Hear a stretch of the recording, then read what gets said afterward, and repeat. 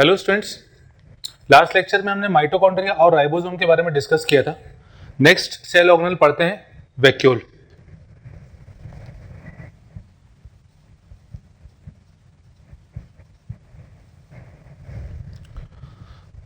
Vacuole की बात करें अगर, तो प्लांट सेल में वैक्यूल बड़े साइज के होते हैं। अप्रोक्सीमेटली 90% वॉल्यूम ऑक्यूपाई करते हैं प्लांट सेल के अंदर। इनका नंबर कम होता है प्लांट सेल में। और अगर इनको कंपेयर करें हम एनिमल सेल से, तो एनिमल सेल में वैक्यूल का जो साइज होता है वो काफ़ी छोटा होता है, पर उसका नंबर काफ़ी ज़्यादा होता है। तो ऐसे कुछ पॉइंट्स अपन लिख लेते हैं। पहला, तो ये सिंगल मेम्ब्रेन स्ट्रक्चर होता है।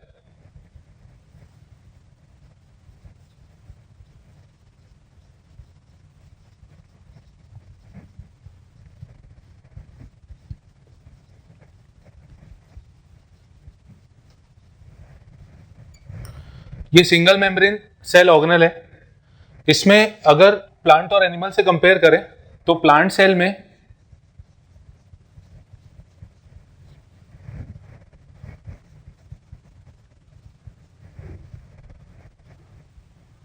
vacuoles are larger in size but less in number।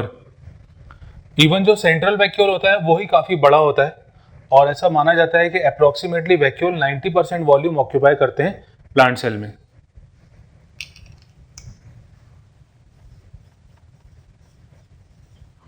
Occupy 90% volume. अगर एनिमल सेल की बात करें,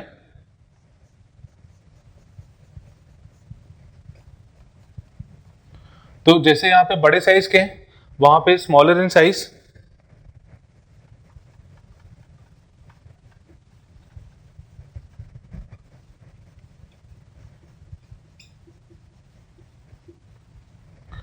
और इनका नंबर ज्यादा होता है।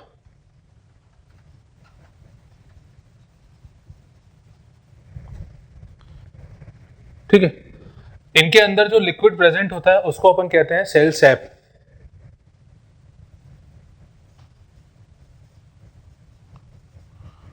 Liquid inside the vacuole is known as cell sap. Cell sap actually में जो लिक्विड उसमें प्रेजेंट होता है उसके लिए अपन टर्म यूज करते हैं। अगर हम वैक्यूल का स्ट्रक्चर देखें, जैसे फॉर एग्जांपल अगर प्लांट सेल की बात करें, तो प्लांट सेल में जो बड़े साइज का वैक्यूल होता है, या एनिमल्स में जो छोटे साइज के वैक्यूल्स होते हैं, उनके ऊपर एक कवरिंग प्रेजेंट होती है कुछ इस तरह से। इनके ऊपर एक कवरिंग प्रेजेंट होती है और इस कवरिंग को हम बोलते हैं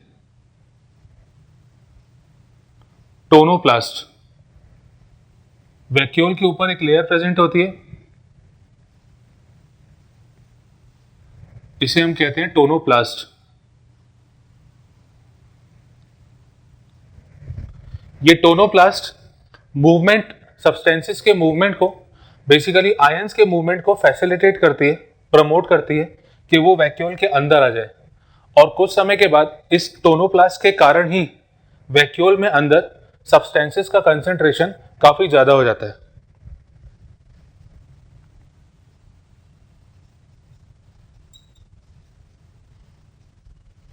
membrane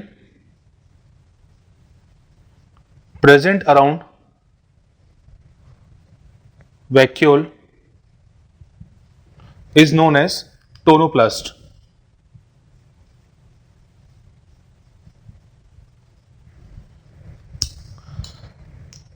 tonoplast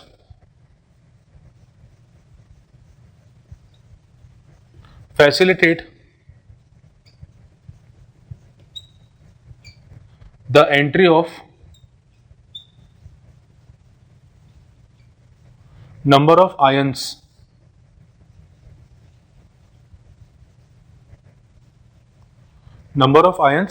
against concentration gradient। against the concentration gradient। मतलब अगेंस्ट द कंसंट्रेशन ग्रेडियंट मतलब जैसे बाहर अगर कंसंट्रेशन ज्यादा है और अंदर कम है तो ये तो ग्रेडियंट के डायरेक्शन में हो जाएगा कि ज्यादा से कम की तरफ ट्रेवल करे। अगेंस्ट कंसंट्रेशन ग्रेडियंट मतलब लो से हाई की तरफ जाना, लो से हाई की तरफ जाना मतलब उल्टा जाना, और इसमें कुछ ना कुछ एटीपी कंज्यूम होते हैं। ठीक है, तो कुछ समय के बाद कंसंट्रेशन जो सब्सटेंसेस का होता है वो वैक्यूल के अंदर ज्यादा हो जाता है। As a result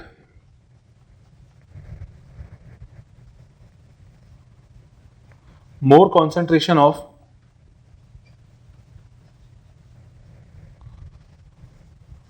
ions is present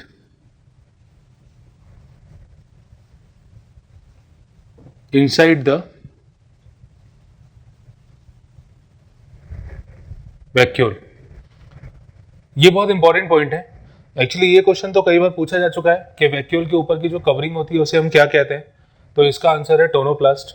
और टोनोप्लास्ट ही है जो सब्सटेंसेस की एंट्री को कंट्रोल में करके रखता है। ये ध्यान रखिएगा अगेंस्ट द कंसंट्रेशन ग्रेडियंट है, जिसके कारण सब्सटेंसेस अंदर आते जाते हैं। ठीक है, अब अमीबा में वैक्यूल प्रेजेंट होता है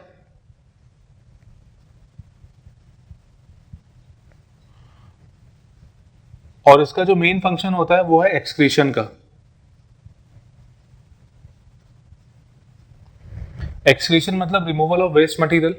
अमीबा में वैक्यूल जो होता है वो बेसिकली एक्सक्रीशन के लिए होता है। कुछ केसेस में वैक्यूल का काम ऑस्मो रेगुलेशन का भी होता है और ऐसे वैक्यूल को अपन कॉन्ट्रैक्टाइल वैक्यूल कहते हैं।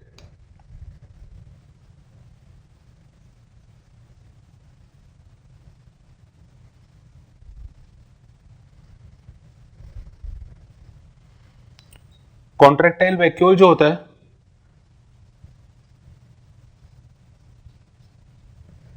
ऑस्मो रेगुलेशन का फंक्शन करते हैं। ऑस्मो रेगुलेशन मतलब मेनली टेम्परेचर को कंट्रोल करना और जो रिमेन्स होते हैं, जो अनडाइजेस्टेड मटेरियल होते हैं, वेस्ट मटेरियल होते हैं, उसको रिमूव करने का काम भी कॉन्ट्रैक्टाइल वैक्यूल करते हैं।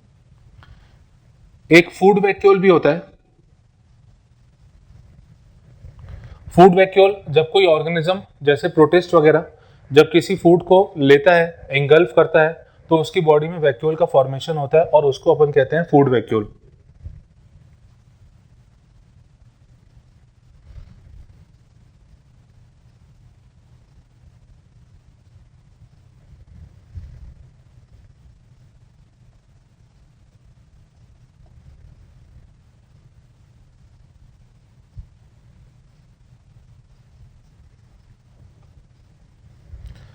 यहाँ पे सम सब्सटेंसेस का मतलब है फूड सब्सटेंसेस। फूड सब्सटेंस को लेने के बाद जिस वैक्यूल का फॉर्मेशन होता है उसे अपन कहते हैं फूड वैक्यूल। ठीक है, तो ये हो गया वैक्यूल के बारे में। एक बार इसको जल्दी से अपन रिवाइज करते हैं। वैक्यूल एक सिंगल मेम्ब्रेन और सेल ऑर्गेनल है। प्लांट सेल में वैक्यूल बड़े साइज के होते हैं पर इनका नंबर कम होता है। ये 90% वॉल्यूम ऑक्यूपाई करते हैं। प्लांट सेल में 90% वॉल्यूम ऑक्यूपाई करने का काम वैक्यूल का होता है। एनिमल सेल में वैक्यूल जो होते हैं स्मॉल साइज के होते हैं पर इनका नंबर ज्यादा होता है। लिक्विड जो वैक्यूल के अंदर प्रेजेंट होता है उसे अपन सेल सैप कहते हैं। जो मेम्ब्रेन वैक्यूल के अराउंड प्रेजेंट होती है उसे अपन टोनोप्लास्ट कहते हैं। ये बहुत इंपॉर्टेंट पॉइंट है। ये ऑक्यूपाई 90% वॉल्यूम भी इंपॉर्टेंट पॉइंट है। ये भी बहुत इंपॉर्टेंट पॉइंट है। टोनोप्लास्ट जो होता है, टोनोप्लास्ट नंबर ऑफ आयंस की एंट्री को प्रमोट करता है, फैसिलिटेट करता है। अगेंस्ट द कंसंट्रेशन ग्रेडियंट काम करता है। मतलब कहीं अगर लो से हाई की तरफ मूवमेंट कराना है मतलब वो अगेंस्ट द कंसंट्रेशन ग्रेडियंट जा रहा है और ये काम टोनोप्लास्ट करा सकता है। इस कारण से टोनोप्लास्ट के कारण ही वैक्यूल के अंदर सब्सटेंसेस का कंसंट्रेशन धीरे धीरे ज्यादा होता जाता है as compare to outer side. ठीक है, अमीबा में वैक्यूल प्रेजेंट होता है, ये एक्सक्रीशन के लिए होता है। कॉन्ट्रैक्टाइल वैक्यूल कुछ ऑर्गेनिज्म से बनता है, वो ऑस्मो रेगुलेशन के लिए होता है, मतलब टेम्परेचर को कंट्रोल करना और वेस्ट मटेरियल को रिमूव करना। फूड वैक्यूल कई कुछ ऑर्गेनिजम्स हैं जैसे प्रोटिस्ट वगैरह, ये जब फूड को एंगल्फ करते हैं, कुछ सॉलिड सब्सटेंस को एंगल्फ करते हैं तो उनकी बॉडी में वैक्यूल का फॉर्मेशन होता है जिसे फूड वैक्यूल कहते हैं। नेक्स्ट सेल ऑर्गेनल पढ़ते हैं एंडोप्लाज्मिक रेटिकुलम।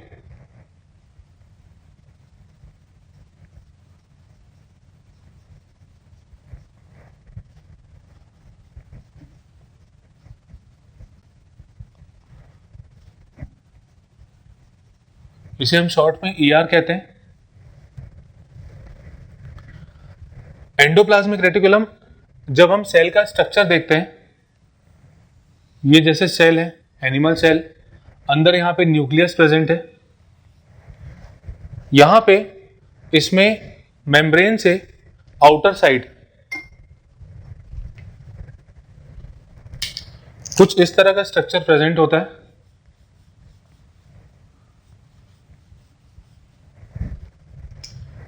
जो सेल मेम्ब्रेन से न्यूक्लियर मेम्ब्रेन तक जुड़ा हुआ रहता है, मतलब न्यूक्लियर मेम्ब्रेन से ये अराइज होता है और सेल मेम्ब्रेन तक जाता है। ठीक है, इस स्ट्रक्चर को हम कहते हैं एंडोप्लाज्मिक रेटिकुलम। अब एंडोप्लाज्मिक रेटिकुलम में कुछ दो टाइप के स्ट्रक्चर्स होते हैं। एक तो इस तरह का स्ट्रक्चर जिसमें अंदर कुछ पार्टिकल्स अटैच होते हैं, और एक वो होता है जिसमें पार्टिकल्स अटैच नहीं होते। तो ऐसा एंडोप्लाज्मिक रेटिकुलम जिसमें छोटे छोटे पार्टिकल्स होते हैं, इसको हम कहते हैं रफ एंडोप्लाज्मिक रेटिकुलम। और ये पार्टिकल्स और कुछ नहीं, बाकी राइबोसोम्स होते हैं। तो राइबोसोम्स होने के कारण ये प्रोटीन सिंथेसिस भी करेगा, और जिसमें नहीं होगा वो कहलाएगा स्मूथ एंडोप्लाज्मिक रेटिकुलम। तो एंडोप्लाज्मिक रेटिकुलम के बारे में सबसे पहले इसको आइडेंटिफाई किया था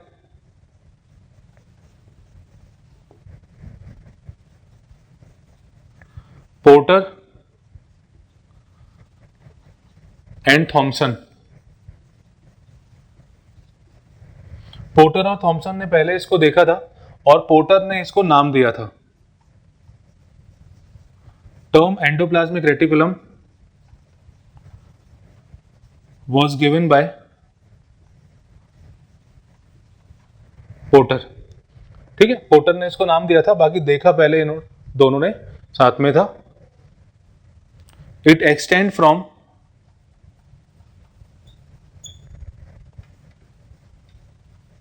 न्यूक्लियर मेम्ब्रेन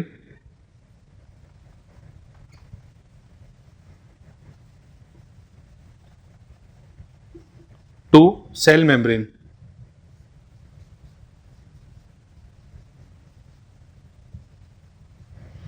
ये न्यूक्लियर मेम्ब्रेन से अराइज होता है, निकलता है, और सेल मेम्ब्रेन तक जुड़ता है जाके।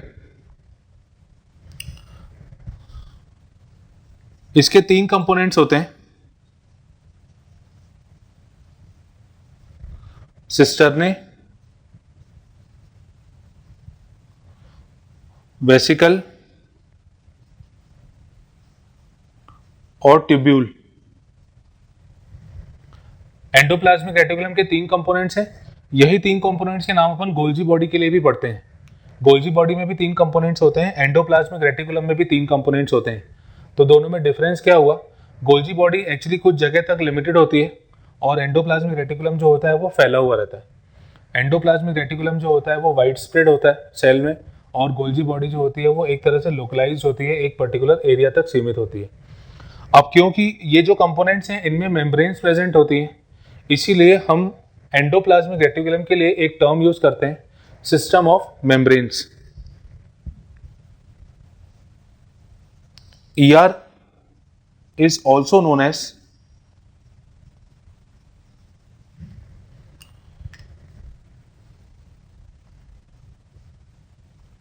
system of membranes। ये इंपॉर्टेंट पॉइंट है इसके लिए, सिस्टम ऑफ मेम्ब्रेन ER को कहते हैं अपन। ठीक है, on the basis of presence और एब्सेंस ऑफ राइबोसोम्स,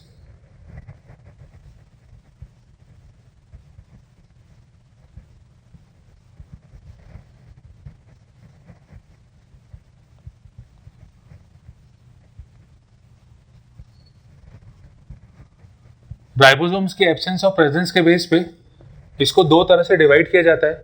एक होता है रफ एंडोप्लाज्मिक रेटिकुलम, और दूसरा होता है smooth endoplasmic reticulum. Rough endoplasmic reticulum में राइबोसोम्स प्रेजेंट होते हैं और ये राइबोसोम्स जो होते हैं ये 80S टाइप के होते हैं।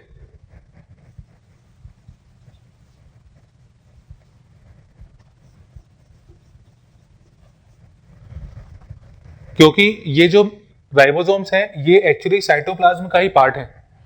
आपको ध्यान होगा राइबोसोम अपन ने दो तरह के पढ़े थे, प्रोकैरियोट में 70S और यूकैरियोट में 80S।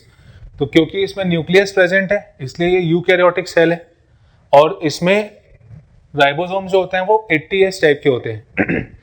अगर हम इसमें सेल ऑर्गेनल की बात करें तो दो ऐसी सेल ऑर्गेनल होती हैं जिसमें 70S टाइप के राइबोसोम्स प्रेजेंट होते हैं। यूकैरियोटिक सेल के अंदर जो सेल ऑर्गेनल दो ऐसी होती हैं जिनमें 70S राइबोसोम प्रेजेंट होते हैं। ये होती है पहली माइटोकॉन्ड्रिया और दूसरी होती है क्लोरोप्लास्ट प्लांट सेल में। ठीक है, इन दोनों में 70S, नहीं तो जनरली यूकैरियोट में जो साइटोप्लाज्म वाला पार्ट है उसमें 80S राइबोसोम्स प्रेजेंट होते हैं। तो रफ एंडोप्लाज्मिक रेटिकुलम क्योंकि साइटोप्लाज्म के का ही एक पार्ट है, साइटोप्लाज्म में ही स्कैटर्ड फॉर्म में है, तो राइबोसोम्स जो उसमें होंगे वो 80S टाइप के होंगे और स्मूथ एंडोप्लाज्मिक में राइबोसोम्स एब्सेंट होते हैं।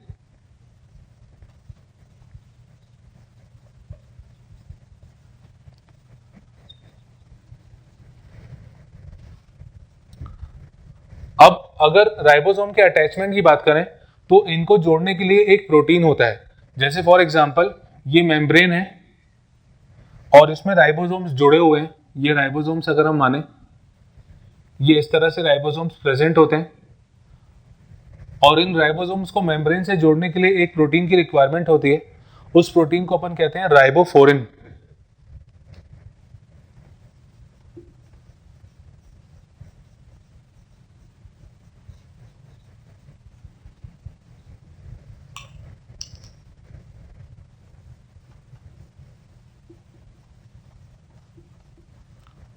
Riboforin protein helps in attachment of ribosome with ER membrane.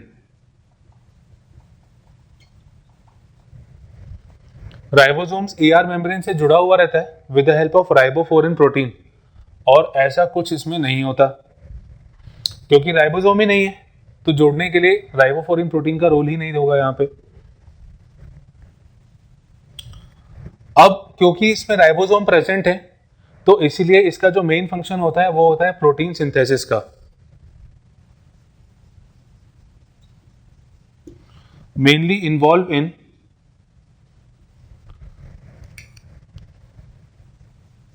Protein synthesis, जबकि उसका जो काम है स्मूथ एंडोप्लाज्मिक रेटिकुलम का, इसमें लिपिड्स का सिंथेसिस होता है, स्टेरॉल का सिंथेसिस होता है।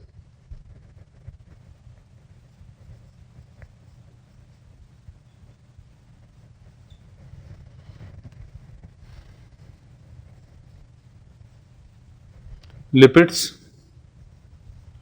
Sterol etcetera. इसके अलावा जो डिटॉक्सिफिकेशन ऑफ लिवर होता है उस वो भी काम करता है स्मूथ एंडोप्लाज्मिक रेटिकुलम। मतलब लिवर में से कुछ हार्मफुल सब्सटेंसेस को रिमूव करने का काम स्मूथ एंडोप्लाज्मिक रेटिकुलम ही करता है।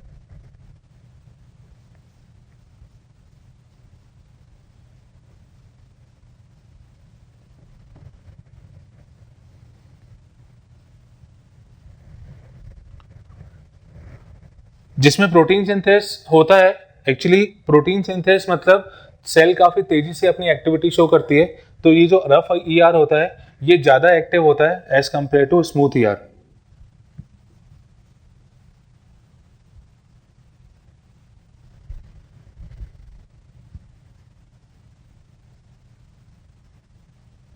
Less active as compare to rough ER.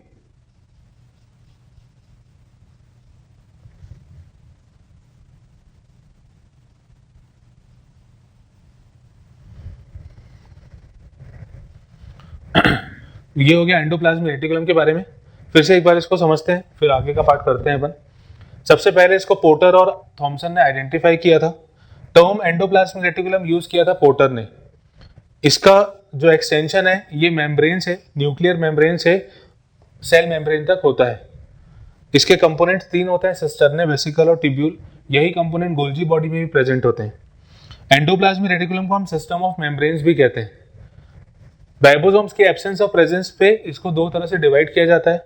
जिसमें राइबोसोम प्रेजेंट होते हैं उसको अपन कहते हैं रफ ईआर, नहीं होते हैं तो स्मूथ ईआर। राइबोफोरिन प्रोटीन की मदद से राइबोसोम उस मेम्ब्रेन वाले पार्ट से अटैच रहते हैं। ऐसा कुछ यहाँ पे नहीं होता, क्योंकि राइबोसोम ही नहीं होते तो राइबोफोरिन प्रोटीन का कोई रोल नहीं होता। ये आरईआर जो होते हैं ये बेसिकली प्रोटीन सिंथेसिस में इंगेज होते हैं, इन्वॉल्व होते हैं, जबकि इसका काम लिपिड स्टेरॉल सिंथेसिस और डिटॉक्सिफिकेशन ऑफ लिवर का है। ये ज़्यादा एक्टिव होते हैं प्रोटीन सिंथेसिस के कारण, राइबोसोम्स की प्रेजेंस के कारण। ये इसके कंपेयर में थोड़े से कम एक्टिव होते हैं।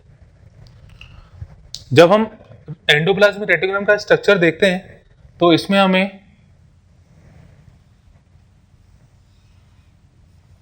जैसे इस तरह का स्ट्रक्चर जब हम देखते हैं तो इसमें हमें दो पार्ट्स में इसको हम डिवाइड करते हैं। एक होता है ल्यूमिनल पार्ट, एक होता है एक्स्ट्रा ल्यूमिनल पार्ट।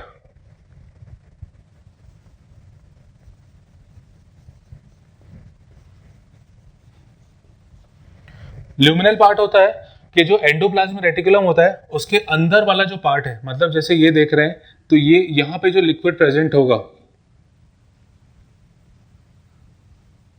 ये पूरा एक्चुअली में ल्यूमिनल पार्ट कहलाएगा। यानी यहां से इतना और ये पूरा ल्यूमिनल पार्ट कहलाएगा, मतलब जो एंडोप्लाज्मिक रेटिकुलम से जुड़ा हुआ पार्ट है।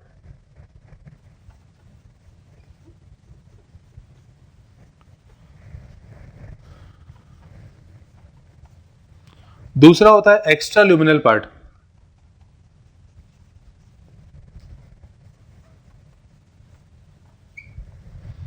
एक्स्ट्रा ल्यूमिनल पार्ट मतलब आउटसाइड ईआर जो होता है,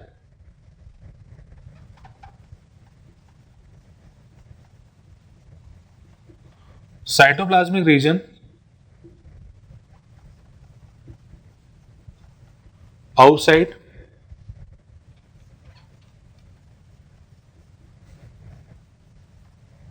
एंडोप्लाज्मिक रेटिकुलम के बाहर में, बाहर की तरफ, यानी उसका पार्ट अगर छोड़ दिया जाए तो जो सराउंडिंग में साइटोप्लाज्म होता है वो एक्स्ट्रा ल्यूमिनल पार्ट के अंदर हम उसको काउंट करते हैं। ठीक है, तो ये दो पार्ट हो गए। एंडोप्लाज्मिक रेटिकुलम की जो लोकेशन है उसके बेस पे हमने इसको दो पार्ट में डिवाइड किया है। ल्यूमिनल पार्ट एंडोप्लाज्मिक रेटिकुलम के अंदर वाला पार्ट, और सराउंडिंग में जो रीजन होता है साइटोप्लाज्मिक रीजन, उसको अपन कहते हैं एक्स्ट्रा ल्यूमिनल पार्ट। अब इसमें एक टर्म और आता है,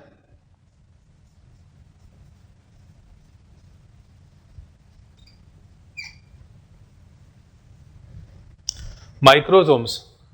ये माइक्रोसोम्स क्या होते हैं?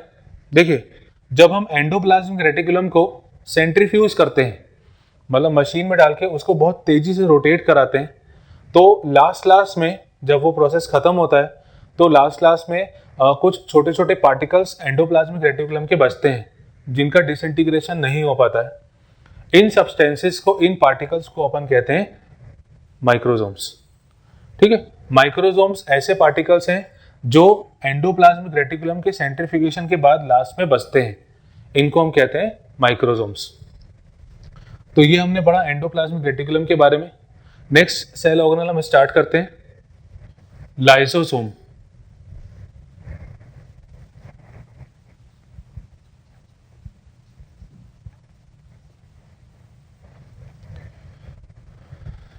लाइसोसोम के बारे में, लाइसोसोम को डिस्कवर किया था डी ड्यूक ने।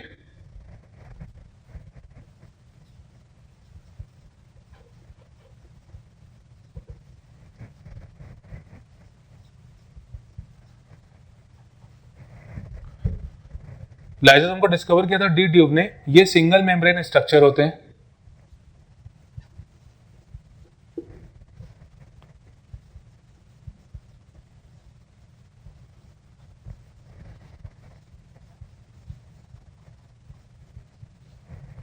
ये सिंगल मेम्ब्रेन सेल ऑर्गेनेल्स होती है।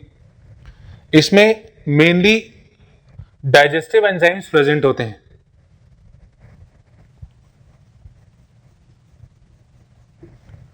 Contain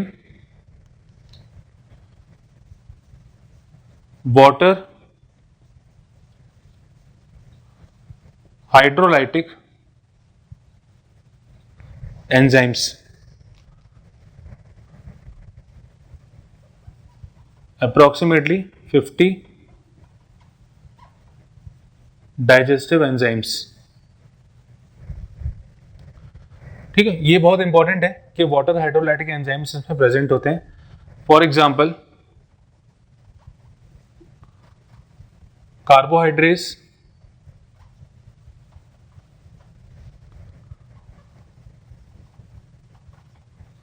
nucleus, protease, lipase etcetera. ये कुछ ऐसे एंजाइम हैं जिनका फंक्शन मेनली डाइजेशन में देखा जाता है। अच्छा, ये जो एंजाइम्स हैं इनको काम करने के लिए एसिडिक पीएच की रिक्वायरमेंट होती है।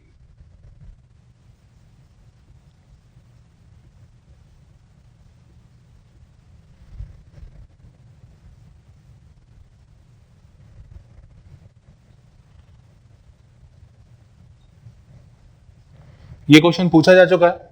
एसिडिक पीएच पे काम करने, एसिडिक पीएच पे ये एंजाइम्स काम करते हैं।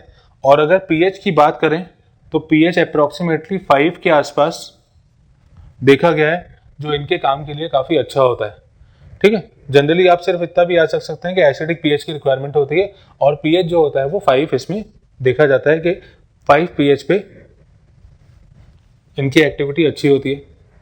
बेसिकली अगर हम लाइसोसोम के मेम्ब्रेन की बात करें तो उसमें प्रोटॉन पंप्स प्रेजेंट होते हैं, जिसके कारण ये एसिडिक एनवायरनमेंट क्रिएट होता है।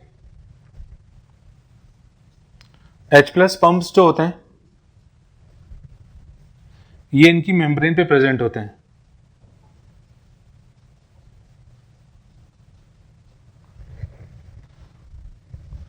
लाइसोसोम्स जो हैं ये लियोमॉर्फिक ऑर्गेनेल हैं।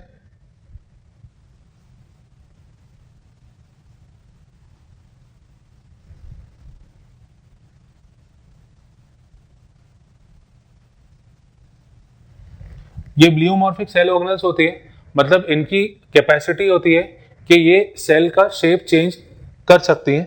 सेल का शेप चेंज नहीं, मतलब ये खुद का एक्चुअली शेप चेंज कर सकती हैं, जिसके कारण सेल की प्रॉपर्टीज पे अफेक्ट हो सकता है। ठीक है, मेम्ब्रेन का शेप, सेल का शेप चेंज नहीं होता, क्योंकि अगर प्लांट सेल की बात करें तो उसमें जनरली जो सेल वॉल होती है वो अलग तरह से रोल प्ले करती है, वो शेप को चेंज जनरली नहीं होने देती। तो ये प्लियोमॉर्फिक सेल ऑर्गेनल्स हैं जो शेप चेंज करने में केपेबल होते हैं। ठीक है, तो ये थोड़ा सा रिवाइज कर लेते हैं लाइसोसोम के बारे में। डी ड्यूक ने डिस्कवर किया था, ये सिंगल मेम्ब्रेन सेल ऑर्गेनल्स होती हैं। इनमें वाटर हाइड्रोलाइटिक एंजाइम्स होते हैं। ये कई बार पूछा जा चुका है, कई बार पूछा जा चुका है। ये डाइजेस्टिव एंजाइम्स होते हैं। अप्रोक्सीमेटली इनके नंबर की बात करें तो 50 नंबर इनका देखा जाता है। कार्बोहाइड्रेट्स, न्यूक्लियस, प्रोटीज, लाइपेज, ये सब इसके एंजाइम के ही नाम है। कार्बोहाइड्रेट्स जो कार्बोहाइड्रेट को डाइजेस्ट करेगा, न्यूक्लियस जो न्यूक्लिक एसिड को डाइजेस्ट करेगा, न्यूक्लिक एसिड को डाइजेस्ट करेगा न्यूक्लियस, प्रोटीन को डाइजेस्ट करने वाला प्रोटीएस, और लिपिड्स को डाइजेस्ट करने वाला लाइपेज। ये जो एंजाइम्स होते हैं ये एसिडिक पीएच पे काम करते हैं। पीएच जनरली 5 रिक्वायरमेंट देखी जाती है। इनकी मेम्ब्रेन में H+ यानी प्रोटॉन पंप्स होते हैं, जिसके कारण ये अच्छे से एक्टिविटी कर सकते हैं। ये सेल ऑर्गेनल जो होती है ये अपना शेप चेंज कर सकती है, इसलिए हम इसको कहते हैं लियोमॉर्फिक सेल ऑर्गेनल। नेक्स्ट पॉइंट हम लाइसोसोम के बारे में देखते हैं। जब हम बैक्टीरिया का स्ट्रक्चर देखते हैं तो बैक्टीरिया के स्ट्रक्चर में जो सेल वॉल होती है और जो सेल मेम्ब्रेन होती है, इन दोनों के बीच के स्पेस को हम कहते हैं पेरिप्लाज्मिक स्पेस। जैसे बैक्टीरिया में सबसे पहले कैप्सूल वाला पार्ट होता है, उसके बाद होती है सेल वॉल, और उसके बाद होती है सेल मेम्ब्रेन। तो ये जो स्पेस होता है जो सेल वॉल और सेल मेम्ब्रेन के बीच में होता है, इसे हम कहते हैं periplasmic space.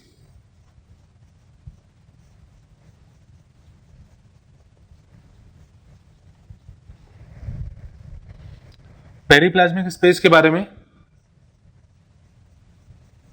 Present between cell wall and cell membrane.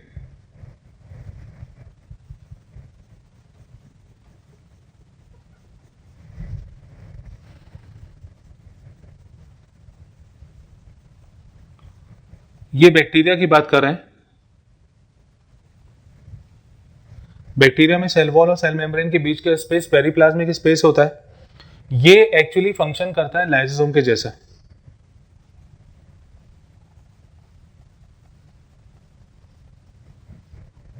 It's function is similar to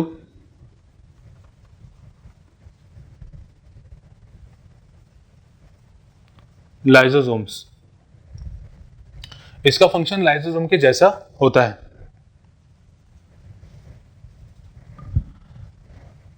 अगर प्लांट सेल की बात करें तो प्लांट सेल में जो वैक्यूल होता है, सेंट्रल वैक्यूल जो होता है, वो बेसिकली लाइसोसोम के जैसा काम करता है। और अगर इनके नंबर की बात करें तो फंजाई में इनका नंबर काफी ज्यादा होता है।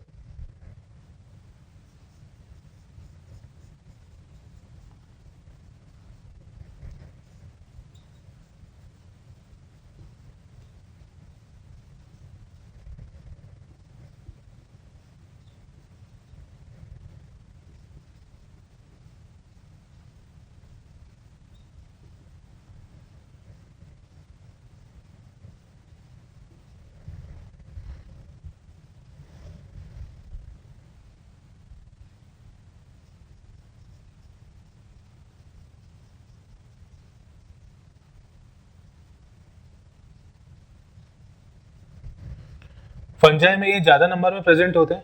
प्लांट सेल में जो सेंट्रल वैक्यूल होता है वो मेनली फंक्शन परफॉर्म करता है लाइसोसोम का। एक्चुअली प्लांट सेल में लाइसोसोम काफी कम नंबर में होते हैं, ठीक है। तो वहां पे बेसिकली जो एक्सक्रीशन का जो मेन फंक्शन है वो लाइसोसोम परफॉर्म करता है, वो वैक्यूल परफॉर्म करता है। नेक्स्ट हम पढ़ते हैं लाइसोसोम की मेम्ब्रेन के बारे में। लाइसोसोम की मेम्ब्रेन जो होती है ये कुछ सब्सटेंसेस के कारण स्टेबलाइज हो जाती है, जबकि कुछ सब्सटेंसेस इसको फ्रेजाइल कर देते हैं, मतलब वीक कर देते हैं। कुछ सब्सटेंसेस इसको स्ट्रॉन्ग कर देते हैं। तो नेक्स्ट हम अपन पढ़ते हैं स्टेबिलाईजर। स्टेबिलाईजर्स ऐसे सब्सटेंसेस हैं जो मेम्ब्रेन को स्टेबल कर देते हैं, टफ और स्ट्रॉन्ग कर देते हैं।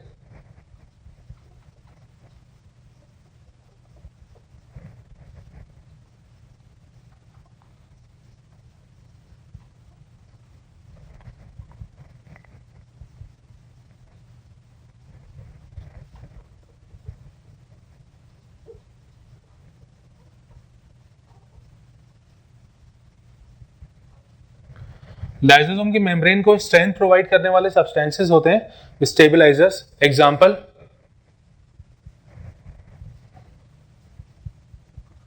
क्लोरोक्वीन।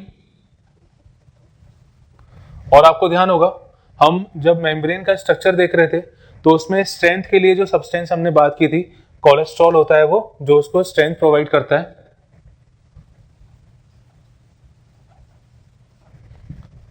नेक्स्ट आते हैं लेबलाइजर।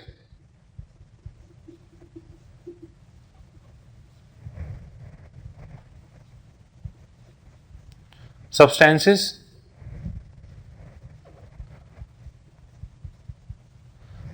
ये ऐसे सब्सटेंस होते हैं जो लाइसोसोम की मेम्ब्रेन को फ्रेजाइल कर देते हैं, मतलब वीक कर देते हैं।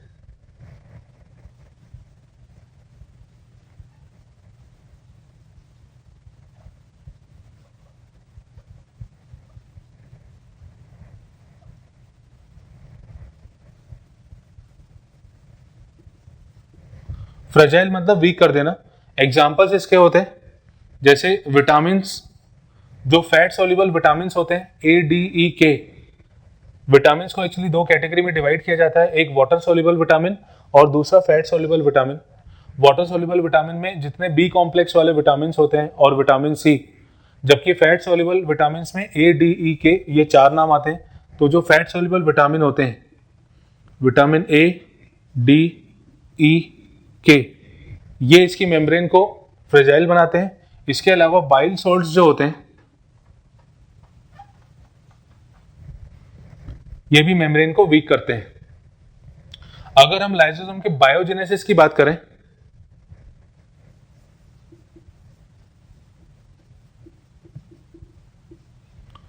लाइसोसोम का बायोजेनेसिस मतलब इसका जो फॉर्मेशन होता है ये गोल्जी बॉडी के द्वारा किया जाता है।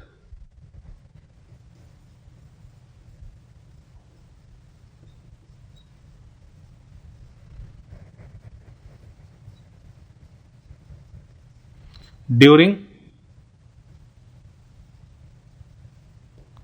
पैकेजिंग, गोल्जी बॉडी का जो मेन फंक्शन होता है वो होता है पैकेजिंग और सिक्रीशन का, मतलब मटेरियल्स को पैक करना और उसको सिक्रीट कराना, ये मेन फंक्शन होता है गोल्जी बॉडी का। और जब पैकेजिंग वाला प्रोसेस होता रहता है तो लाइसोसोम का फॉर्मेशन होता है। लाइसोसोम का फॉर्मेशन एक्चुअली वैक्यूल के फॉर्म में होता है। लाइसोसोम का फॉर्मेशन एक्चुअली वैक्यूल के फॉर्म में होता है और वो फंक्शन फिर एक्सक्रीशन का परफॉर्म करता है, मतलब डेड सेल्स को रिमूव करना या सब्सटेंसेस के डाइजेशंस में, या जो सेल्स प्रॉब्लम कर रही हैं, जो सब्सटेंसेस प्रॉब्लम कर रहे हैं सेल के लिए, उनको मार के उनको हटाना, ये सब लाइसोसोम के ही फंक्शन है। ठीक है, तो ये कुछ इंपॉर्टेंट पॉइंट्स हैं इसके बारे में, इसको अपन रिवाइज करते हैं, फिर अपन टाइप ऑफ लाइसोसोम पे आते हैं। पेरिप्लाज्मिक स्पेस, सेल वॉल और सेल मेम्ब्रेन के बीच का स्पेस होता है बैक्टीरिया में, ये फंक्शन करता है लाइसोसोम के जैसा, क्योंकि बैक्टीरिया में कोई सेल ऑर्गेनेल तो होती नहीं है इस चीज के लिए। बैक्टीरिया जो है वो प्रोकैरियोटिक सेल है, उसमें न्यूक्लियस नहीं पाया जाता और कोई सेल ऑर्गेनेल उसमें प्रेजेंट नहीं होती है, तो ये स्पेस जो होता है ये लाइसोसोम की तरह काम करता है। इसका फंक्शन सेम लाइसोसोम के जैसा। प्लांट सेल में अगर बात करें तो सेंट्रल वैक्यूल जो होता है वो एक्सक्रीशन का फंक्शन परफॉर्म करता है। लाइसोसोम काफी कम नंबर में होते हैं प्लांट सेल में, कई बार तो वो कुछ सेल्स ऐसी होती है जिसमें लाइसोसोम होते ही नहीं है, तो वहां पे जो मेन फंक्शन करता है एक्सक्रीशन का, जो फंक्शन परफॉर्म करता है वो सेंट्रल वैक्यूल करता है। इनका नंबर फंजाई में ज्यादा होता है, लाइसोसोम का नंबर फंजाई में ज्यादा होता है। कुछ सब्सटेंसेस होते हैं जो लाइसोसोम की मेम्ब्रेन को स्ट्रेंथ प्रोवाइड करते हैं, रिजिडिटी देते हैं, इन सब्सटेंसेस को अपन स्टेबलाइजर कहते हैं, और क्लोरोक्विन और कोलेस्ट्रॉल इसका एग्जांपल है। जबकि कुछ सब्सटेंस उसकी मेम्ब्रेन को वीक कर देते हैं, फ्रेजाइल कर देते हैं, जैसे विटामिन डी के फैट सोल्युबल विटामिन हैं और बाइल सॉल्ट्स। बायोजेनेसिस की बात करेगा कि फॉर्मेशन किस तरह से होता है, तो गोल्जी बॉडी के द्वारा इसका फॉर्मेशन होता है। गोल्जी बॉडी में एक्चुअली दो प्रोसेस मेनली होते हैं, एक सेक्रीशन और दूसरा पैकेजिंग। तो जब पैकेजिंग होती रहती है सब्सटेंसेस की तो उस दौरान लाइसोसोम का फॉर्मेशन होता है। नेक्स्ट हम पढ़ते हैं type of lysosomes.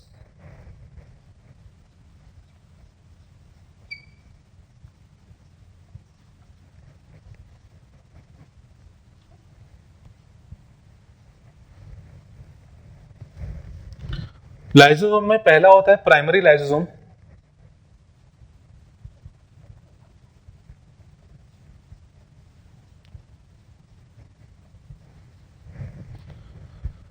Primary lysosome initial conditions में बनने वाला, यानी सबसे पहला लाइसोसोम बनने वाला, इसमें जो एंजाइम्स होते हैं वो इनएक्टिव फॉर्म में प्रेजेंट होते हैं।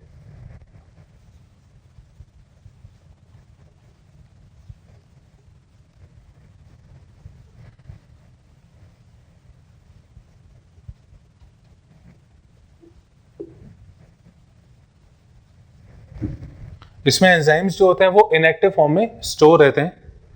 दूसरा होता है secondary lysosome.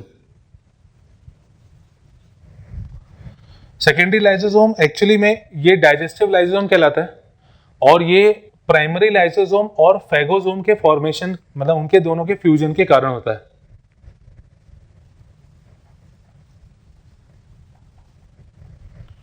formed after fusion of primary lysosome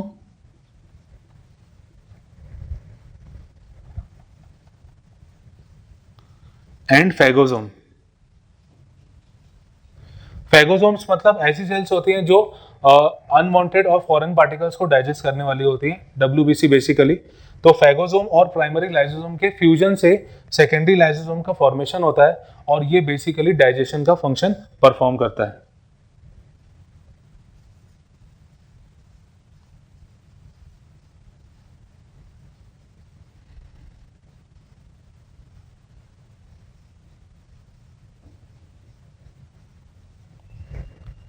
ये सेकेंडरी लाइसोसोम। नेक्स्ट आता है टर्शरी लाइसोसोम।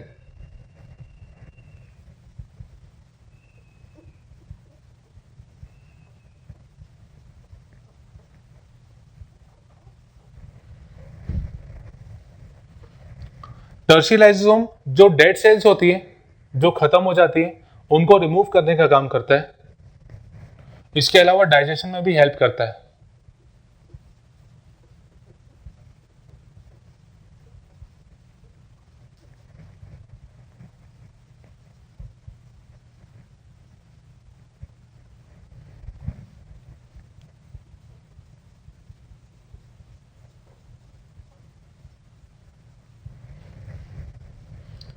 तो ये 3 तरह के लाइसोसोम अपन ने देखे।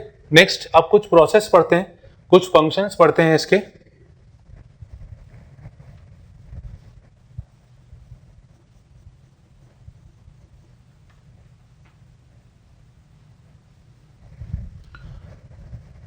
फंक्शंस में सबसे पहला फंक्शन नहीं कहना चाहिए, पहले कुछ प्रोसेस पढ़ते हैं अपन। इसमें एक होता है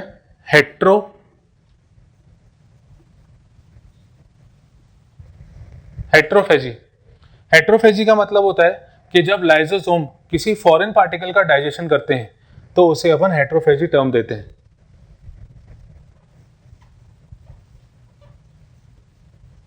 digestion of foreign particle,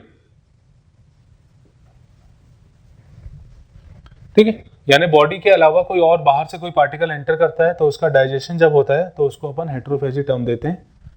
next आता है ऑटोफेजी।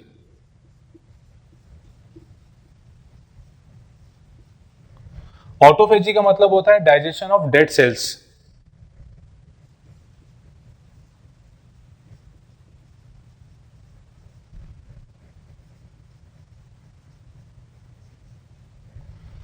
डेड सेल्स का जो डाइजेशन होता है उसको अपन टर्म देते हैं autophagy.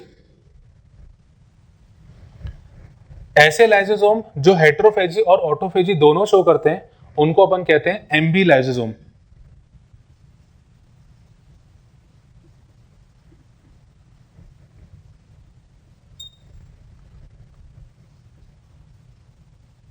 shows autophagy and heterophagy.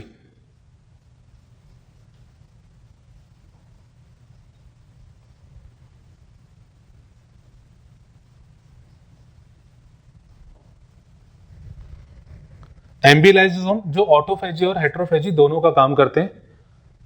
Next है क्रीनोफेजी।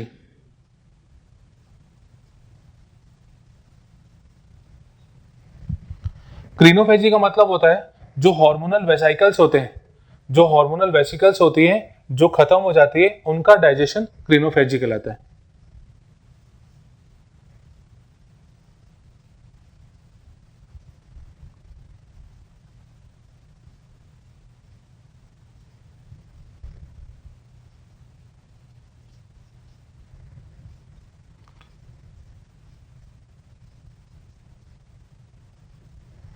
मतलब जो हार्मोनल वेसिकल्स जो हार्मोन्स को रिलीज करती हैं फिर उनका रोल खत्म हो जाता है, उनको डाइजेस्ट करने का प्रोसेस क्रीनोफेजी कहलाता है। ठीक है, तो ये हो गया टाइप ऑफ लाइसोसोम और इसके कुछ टर्म्स। प्राइमरी लाइसोसोम जो होता है इनएक्टिव फॉर्म में एंजाइम्स को स्टोर करता है। सेकेंडरी लाइसोसोम जो होता है वो प्राइमरी लाइसोसोम और फैगोसोम के फॉर्मेशन से बनता है। इसके अलावा डाइजेशन का फंक्शन भी परफॉर्म करता है। टर्शियरी लाइसोसोम डाइजेशन का फंक्शन करता है, इसके अलावा डेड सेल्स को रिमूव करता है। हेट्रोफेजी फॉरेन पार्टिकल्स का डाइजेशन, ऑटोफेजी डेड सेल्स का डाइजेशन, एम्बी लाइसोसोम दोनों प्रोसेस शो करने वाला, और क्रीनोफेजी हार्मोनल वेसिकल्स का डाइजेशन। इसके अलावा अगर एक बहुत इंपॉर्टेंट फंक्शन देखें तो लाइसोसोम्स को सुसाइडल बैग कहा जाता है।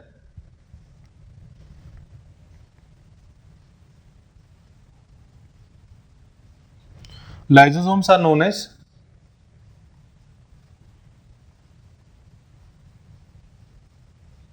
Suicidal bags. लाइसोसोम को सुसाइडल बैग क्यों कहते हैं? एक्चुअली क्या होता है, जब लाइसोसोम के अंदर डाइजेस्टिव एंजाइम्स होते हैं, किसी कंडीशन में किसी कारणवश अगर वो मेम्ब्रेन रप्चर हो जाती है, यानी लाइसोसोम की मेम्ब्रेन रप्चर हो जाती है, जनरली जो होता है ये डिजीज कंडीशन में होता है, कैंसर के केसेस में होता है। ठीक है, तो अगर मेम्ब्रेन रप्चर हो जाती है तो मेम्ब्रेन से निकलकर एंजाइम बाहर आ जाएंगे और बाहर आने के बाद जो सेल ऑर्गेनल उनको मिलेगी उसको वो डाइजेस्ट करते जाएंगे। ठीक है, माइटोकॉन्ड्रिया अगर सामने आए तो माइटोकॉन्ड्रिया को डाइजेस्ट कर जाएंगे, क्योंकि एंजाइम्स जो होते हैं इसके ये काफ़ी पावरफुल होते हैं। फिर कोई और सेल ऑर्गेनल मिली उसको भी डाइजेस्ट कर जाए, तो धीरे धीरे जब ये सेल ऑर्गेनल्स को डाइजेस्ट करते जाएंगे तो फाइनली सेल की डेथ हो जाती है, और जैसे जैसे ये फैलते जाएंगे ये सेल्स को और किल करते जाएंगे, इसीलिए इनको सुसाइडल बैग कहा जाता है। ठीक, तो मेन काम जो लाइसोसोम का है वो है डाइजेशन ऑफ डेड सब्सटेंसेस या रिमूवल ऑफ डेड सब्सटेंसेस, इनके डाइजेशन में हेल्प करना। इसके अलावा कुछ और भी रोल हैं जो आप रिस्पेक्टिव चैप्टर्स में पढ़ेंगे, जैसे जो ह्यूमन रिप्रोडक्शन वाला चैप्टर है जो नेक्स्ट क्लास में आपको पढ़ना है, उसमें लाइसोसोम का फंक्शन आप देखेंगे एक्रोसोम के फॉर्म में, और कुछ और एनिमल्स में लाइसोसोम की एक्टिविटी को भी आप पढ़ेंगे। ठीक है, तो ये हो गया लाइसोसोम के बारे में। नेक्स्ट हम पढ़ते हैं माइक्रो बॉडीज के बारे में।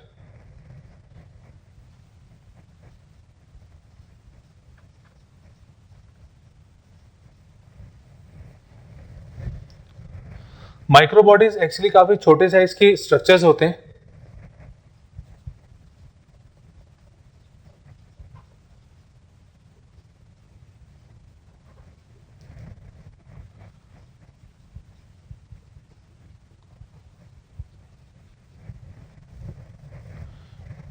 ये स्मॉल साइज स्ट्रक्चर्स होते हैं। इसमें हम 3 माइक्रो बॉडीज पढ़ते हैं। पहला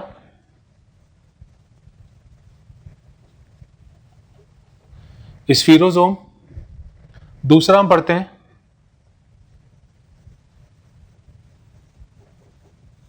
पेरोक्सिसोम, और तीसरा पढ़ते हैं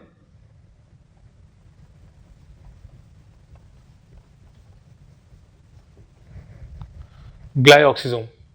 ये 3 माइक्रो बॉडीज हैं, ये काफी छोटे साइज की होती है। अच्छा, राइबोसोम का भी साइज काफी छोटा होता है, स्मॉलेस्ट सेल ऑर्गेनेल है वो, और उसका साइज की बात करें राइबोसोम की तो अप्रोक्सीमेटली 15 से 20 नैनोमीटर साइज होता है उसका। राइबोसोम का जो साइज होता है वो 15 से 20 नैनोमीटर तक देखा जाता है। तो नेक्स्ट स्टार्ट करते हैं माइक्रो बॉडीज के बारे में। सबसे पहले हम पढ़ते हैं स्फीरोसोम के बारे में।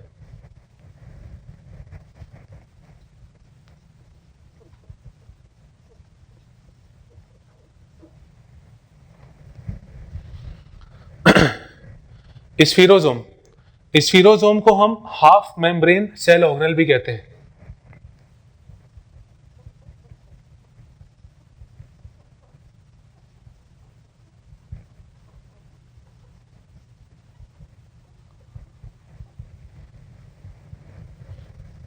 स्फीरोसोम को हम हाफ मेम्ब्रेन सेल ऑर्गेनेल भी कहते हैं। एक्चुअली में जब इसका स्ट्रक्चर देखते हैं तो एक तरफ से ये कवर नहीं हो पाती, मतलब जैसे अपन देखते हैं कि सिंगल मेम्ब्रेन पूरे में फैली रहती है, पर ये एक तरफ से कवर नहीं हो पाती, इसीलिए इसको हाफ सेल मेम्ब्रेन कहते हैं। स्फीरोसोम बेसिकली प्लांट सेल में प्रेजेंट होती है, एनिमल सेल में तो नहीं होती, बेसिकली प्लांट सेल में प्रेजेंट होती है।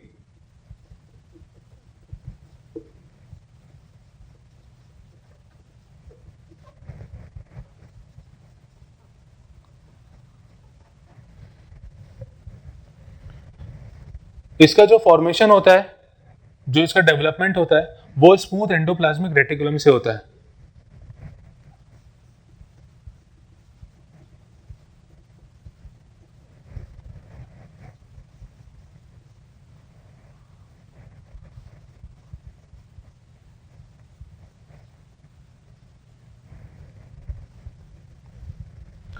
प्लांट सेल में ये बेसिकली लाइसोसोम के जैसा फंक्शन परफॉर्म करती है।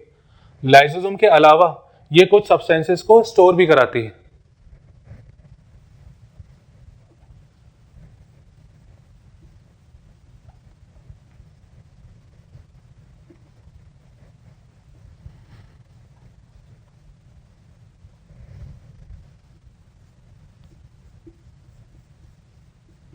Helps in storage of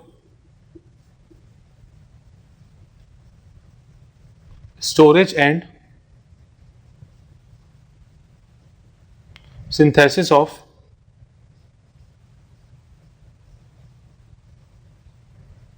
lipids।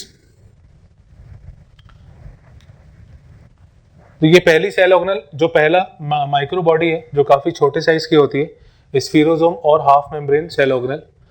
Basically micro bodies जो हैं ये बहुत ज्यादा रोल तो प्ले नहीं करती है, पर क्योंकि इनका नंबर काफी कम होता है और ये छोटे छोटे फंक्शन परफॉर्म करती हैं, तो इनको पढ़ना जरूरी है। स्फीरोसोम ये पूरी तरह से कवर्ड नहीं होता स्ट्रक्चर, इसलिए इसको हाफ सेल मेम्ब्रेन ऑर्गेनेल कहते हैं। पेरोक्सिसोम्स जो होते हैं ये बेसिकली प्लांट और एनिमल दोनों में होते हैं, पेरोक्सिसोम, और ग्लाइऑक्सिसोम जो होते हैं वो बेसिकली प्लांट्स में प्रेजेंट होते हैं। ठीक है, तो पहला अपन ने स्टार्ट किया स्फीरोसोम। स्फीरोसोम प्लांट सेल में प्रेजेंट है मेनली, ये स्मूथ एंडोप्लाज्मिक रेटिकुलम से बनते हैं और प्लांट लाइसोसोम के जैसा काम करते हैं, मतलब ये डाइजेशन में हेल्प करते हैं और storage and synthesis of lipid भी कराते हैं। ये पॉइंट इसका इंपॉर्टेंट है। साइज के हिसाब से अगर बात करें तो साइज के हिसाब से सबसे छोटे जो होते हैं वो राइबोसोम्स ही होते हैं। ठीक है, दोबारा फिर से वही रिपीट कर रहा हूँ मैं। राइबोसोम्स जो होते हैं वो प्लांट में सबसे छोटे सेल ऑर्गेनल्स हैं। उनके ऊपर कोई मेम्ब्रेन प्रेजेंट नहीं होती। 15 टू 20 नैनोमीटर उनका साइज होता है। ठीक, 15 टू 20 नैनोमीटर अप्रोक्सीमेटली उनका साइज देखा जाता है। और उसके बाद ये भी छोटे ऑर्गेनल्स हैं, पर इनका नंबर काफ़ी कम होता है, इसलिए अपन इनकी तरफ ज़्यादा इस तरह से जैसे अपन बाकी सेल ऑर्गेनल्स पढ़ते हैं वैसा अपन इनको स्टडी नहीं करते। ठीक, तो ये हमने माइक्रोबॉडीज, आज स्फीरोसोम पढ़ा। नेक्स्ट लेक्चर में हम डिस्कस करेंगे परऑक्सीजोम और ग्लाइऑक्सीजोम के बारे में, जिसमें परऑक्सीजोम का जो रोल होता है वो काफ़ी ज़्यादा होता है। हालांकि परऑक्सीजोम को भी हम पूरी तरह से नहीं पढ़ेंगे अभी, क्योंकि जो आने वाला चैप्टर्स हैं जैसे फोटोसिंथेसिस इन हायर प्लांट्स, उसमें हम बेसिकली परऑक्सीजोम्स के बारे में देखते हैं। जो साइकिल उसमें रन करती है उसमें वहाँ पे उसको स्टडी करते हैं। ठीक है, तो ये जो सेल ऑर्गेनल अभी तक अपन ने पढ़ी है, इसमें माइटोकॉन्ड्रिया बहुत इंपॉर्टेंट है। सेल मेम्ब्रेन का जो स्ट्रक्चर है, जो फ्लूइड मोज़ेक मॉडल है, वो काफ़ी ज़्यादा इंपॉर्टेंट है। तो इस तरह की चीज़ों को आप बार बार रिवाइज करिए, बाकी इनको हम नेक्स्ट लेक्चर में डिस्कस करेंगे।